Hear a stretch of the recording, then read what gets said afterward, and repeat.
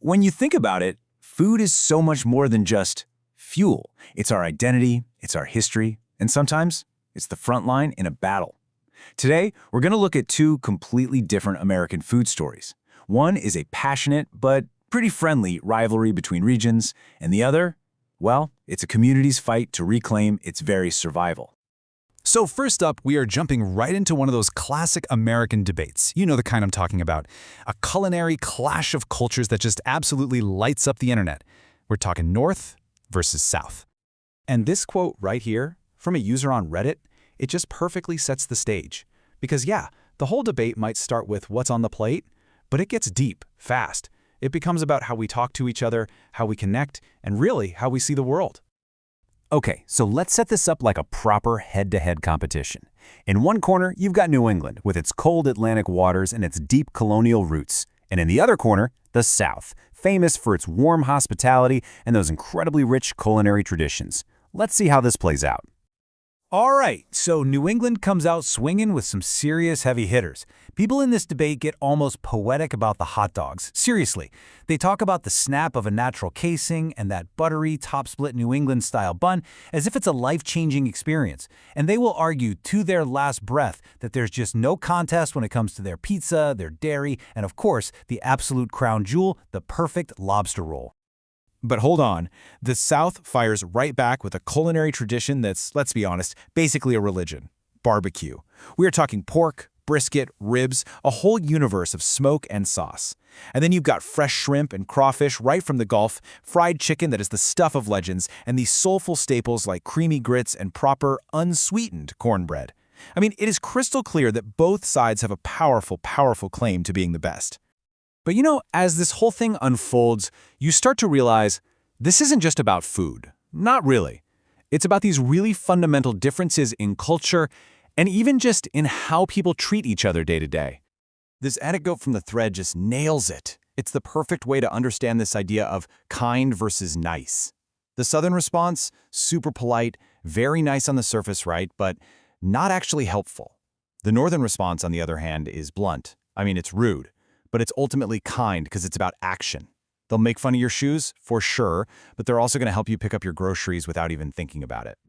And this just sums up the whole Northern perspective perfectly. The idea is they'd rather have someone be brutally, honestly direct, even if it's harsh, than deal with what they see as the passive-aggressive politeness of a phrase like "bless your heart." Come on, we all know that can be the most beautifully wrapped insult you'll ever receive. It's all about valuing that raw authenticity over just being pleasant. So all this passion, right?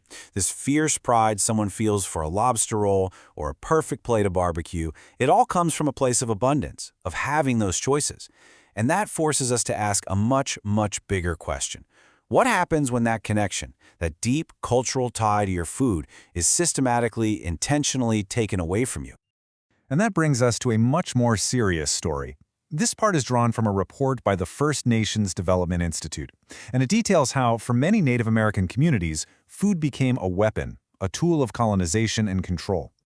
Now, to really get this, we have to understand what food insecurity means. It's not just about being hungry for a day. It's that persistent, gnawing uncertainty of not knowing if you're going to be able to get enough safe, healthy food.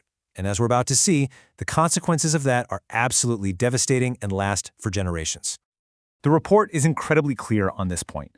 This was not an accident. There were calculated, deliberate policies designed to destroy native food sovereignty. The source mentions things like George Washington ordering his troops to torch hundreds of thousands of bushels of Iroquois corn, with the specific goal of starving their communities into submission during the American Revolution. And the legacy of this disruption today, it's just staggering. For tribal elders, you have as many as 80% living with diabetes. Cardiovascular disease is now the leading cause of death. These are not just statistics on a chart. They are the direct, painful result of losing access to traditional foods and being forced into a system of chronic food insecurity. And what's truly stunning is this admission. This comes from a journal published by the Indian Health Service itself.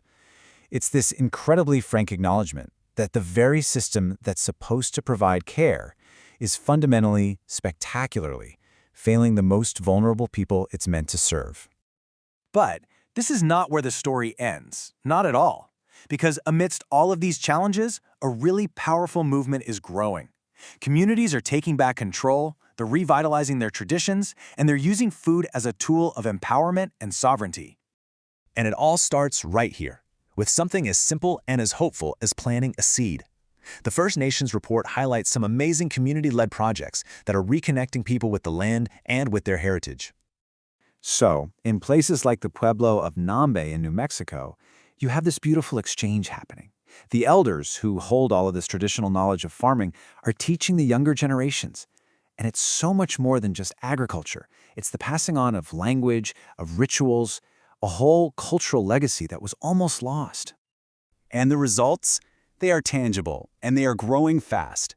At the nearby Santo Domingo Pueblo, a new greenhouse project didn't just grow a few plants, it produced over 9,000 seedlings. Just think about that for a second. 9,000 little sparks of hope, all distributed throughout the community to empower individual farmers and their families.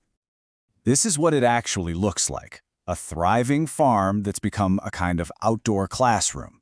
It's a place where elders are teaching young people about traditional farming and cooking, making sure that this vital knowledge isn't just preserved, but that it's cultivated and passed on to the next generation.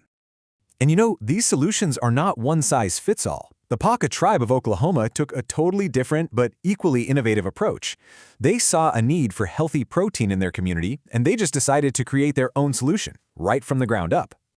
And that solution delivered in a big way. We're talking over 2,000 pounds of healthy, chemical-free pork. That's not just some abstract number. That is a literal ton of high-quality food delivered right to the homes of tribal elders and their families. It's a direct counterpunch to the food insecurity they've been facing for so long. In this quote from the project's founder, Amos Hinton, it's just such a powerful call to action. It's a message of self-reliance, of empowerment, and it's a reminder that real change starts right there within the community itself. So, we've gone from a fiery debate over who makes the best pizza to a fight for the fundamental right to grow your own food. Two completely different stories that, in the end, point to the very same truth. What we eat is who we are. And that leaves us with one final question for you. The next time you sit down for a meal, just think about your own dinner plate. It's not just a meal, is it? It holds family history, it holds regional pride, it holds your cultural identity. So, what stories does your food tell?